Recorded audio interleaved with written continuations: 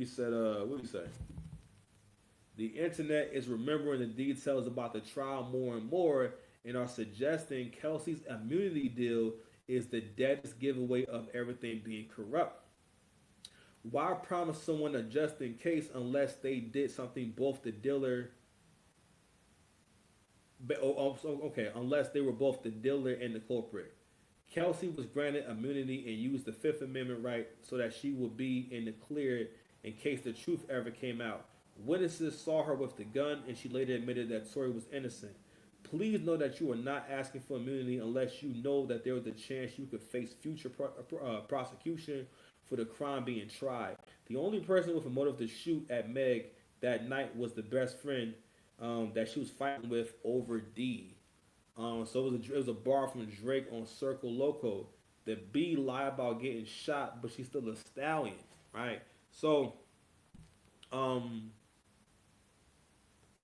it's just nasty work, man, and it's just really it's just an L for for black relationships, because for real talk, every man has had to deal with going through a breakup and the woman trying to ruin your image or trying to ruin your reputation, whether she's lying to people about how y'all broke up. Like I never forget, like I think one of the biggest things that I heard about the breakup I had was the fact that whatever you told your son, he sends me a I mean, it wasn't no long message, but he sent me a really rude message. And I'm like, what the fuck? Like, I never did shit to you. I'm like, what the hell? Like, what?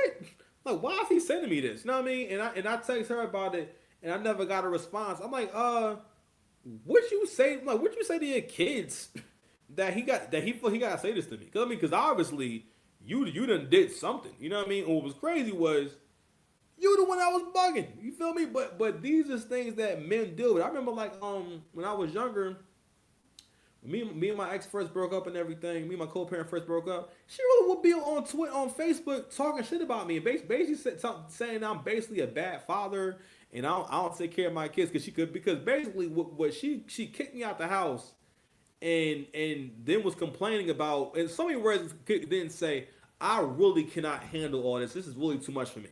You know what I'm saying? And you know, and I need way more money. And I'm like, at that time, I ain't no bread like that. And what was crazy was the fact that the first 2 years of my son, of us co-parenting, first couple of years of us co-parenting, I had him damn near majority of the time. There'll be times where I would have to leave out for like 9 days at a time, for 2 weeks, from sometimes a couple of weeks straight. There was never no. It wasn't. We didn't start having a schedule until 2020, right? In which when we kind of start getting cool and stuff like that. Now, but but still, you know, that actually like went on. Like women will do that. They will really lie on you. But one of the reasons why I wanted to cover this is because women don't let stuff go. All right, and the more indoctrinated that she is in feminism and stuff like that, the more that she thinks that she's supposed to be in control of what you do and who you are and who you do it with. Right. This is a clear example of like basically saying, well, nah, you're not supposed to be dealing with Kelsey. You're supposed to only be dealing with me. Now I don't know who, but basically he was dealing with both of them, right? And they was getting into it. Here in LA at a location that has been sent to the press. And we expect a very great turnout. During this press conference, Tory's attorneys will lay out the new, pretty large evidence that proves Tory Lane's innocence. Horrific incident that has happened to Tory Lanez, where he was stabbed 14 times in prison here in California. It is just a terrible situation. But in light of that, we have announced this afternoon that tomorrow we will be holding. There's going to be a big W for all the snow bunnies. Keisha, the snow bunnies are coming.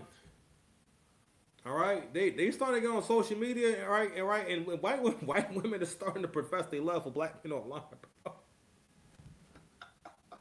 This is shit. This is becoming like Snow Bunny Twitter and Snow Bunny TikTok is becoming a thing, bro.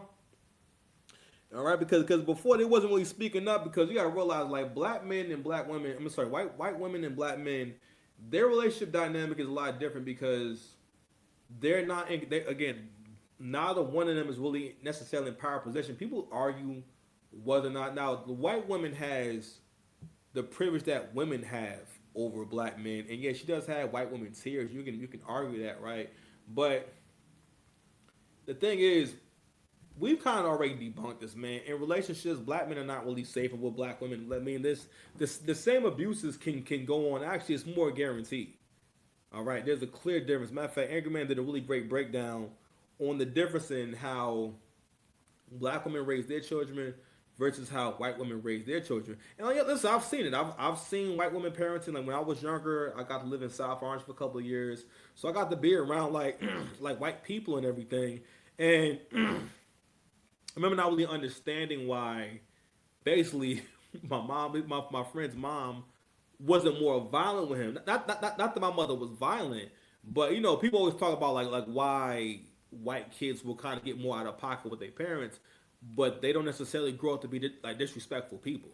And but what it is that black kids are more used to being disciplined and more not really allowed to express themselves like adults as much. You know what I mean? Where or they don't seem to have as much leeway necessarily. But of course, no, I'm not white. I don't know the ins and outs of it. But he pointed out just these different ways that white women deal with their kids. But the main thing he pointed out was that they don't emasculate their child or try to try to beat their child down. Because again, getting physical, a woman getting physical with her child, it get physical and getting aggressive and stuff like that. It can be a lot more traumatizing because it's confusing.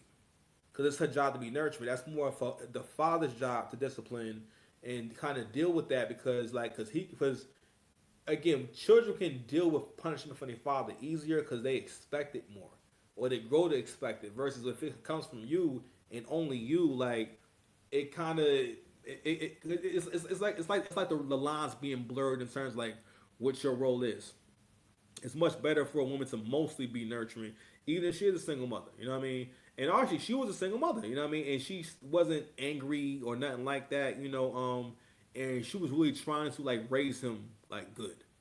You know, and I always wonder how you doing. Shout out to Carl. Shout out to my guy Carl.